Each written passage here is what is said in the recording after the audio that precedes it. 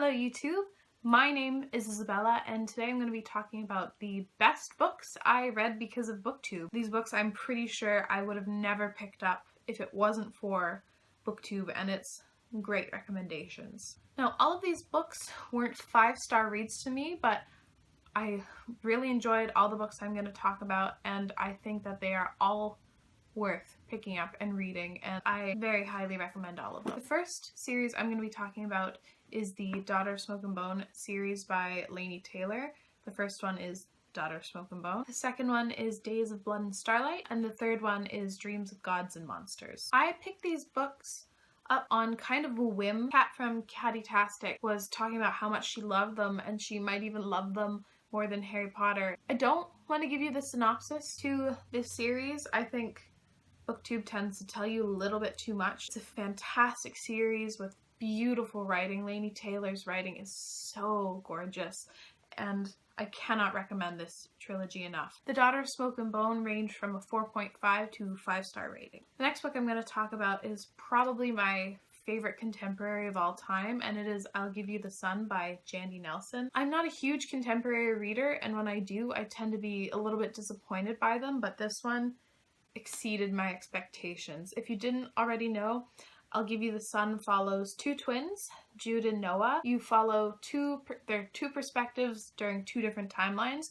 When they're 13, you follow Noah, and when they are 16, you follow Jude's. And when they were younger, they were close as close can be, and when they're 16, you find out that they kind of had a falling out. The story slowly pieces together as to why. This one hit me so well. I love this book so much. I really liked her writing style, and there's a little sprinkle of magical realism in there, and I think this might have been my first experience with magical realism, and I didn't even know it at the time, but it's beautifully written, beautifully done. And I do agree with some critiques how they say the ending wrapped up a little bit fast, but I adored this book and I cannot recommend this enough. I gave I'll Give You the Sun 5 out of 5 stars. And while talking about contemporaries, I might as well mention my next one, and that is A List of Cages by Robin Rowe. I guess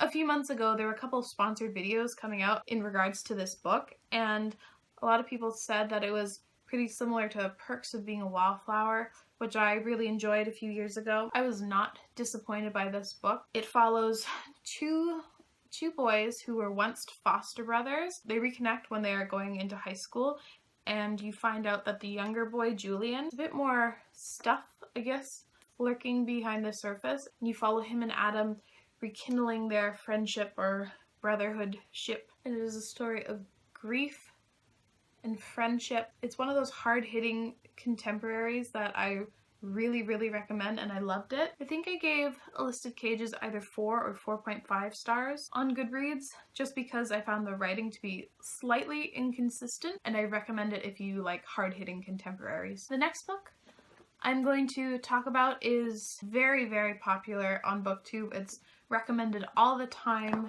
and I think most people have read it by now, but it is The Night Circus by Erin Morgenstern. The book follows a magical circus that kind of like pops up out of nowhere and stays open all night long and then closes down and moves to the next place. I thought this book was breathtakingly gorgeous. It was magical and so atmospheric. I loved the atmosphere, and I really enjoyed the main two characters, and I really liked their involvement in the story. I know that I would have never picked this up outside of Booktube just because kind of out of my element. I don't read historical fiction. I would have never picked this up, so I'm really grateful that Booktube has really recommended it. I gave The Night Circus 4 out of 5 stars. The next book I'm going to talk about is crazy popular on Booktube, and it is Illuminate by Amy Kaufman and Jay Kristoff. I would have never picked this up outside of Booktube just because I don't really read sci-fi that much either. It is something I do want to read more of, but this book might have caught my eye, but it would have been way too intimidating for me to pick up on a whim. I'm sure you already know, but Illuminate is told in case files and IMs, and it's just, I would have never gotten around to it just because it was so intimidating. I really enjoyed Illuminate was a really fast-paced, on your toes kind of read, and I found myself constantly flipping to find out what was going to happen next. I thought I might have struggled connecting to the characters and the plot with the way that it's told, but I didn't find that to be the case. I found after around 50 pages, I understood how the story was told. I didn't look back. I think I gave Illuminate 5 out of 5 stars when I first read it, but the more I look back on it, it was a 4-star read for me, but I highly recommend it, especially to someone who's new to sci-fi. The last series I'm going to be talking about today is, again, crazy popular on Booktube, but it is the Lunar Chronicles series. I picked up Crest because this one was my favorite. The Lunar Chronicles, I think, is popular for good reason. They're sci-fi fairy tale retellings, and they each pick a different princess / fairy tale character. I just thought these were super fun and entertaining, and the characters are fantastic. I loved the characters in this story, and I do remember enjoying the romances as well. I know I would have never picked this series up because these books were actually recommended to me by a classmate a couple of years ago, and I kind of forgot / wasn't too interested in them when she was describing it to me. The sci-fi element isn't very prevalent, which again is good for a sci-fi newbie, but I really enjoyed this series, and I do recommend them. I gave the Lunar Chronicles series between a 3 and 5-star rating. Those are my best books of Booktube. This video may as well be a part 1 because my list was longer, but I just had to cap it off somewhere. Most of these books are favorites,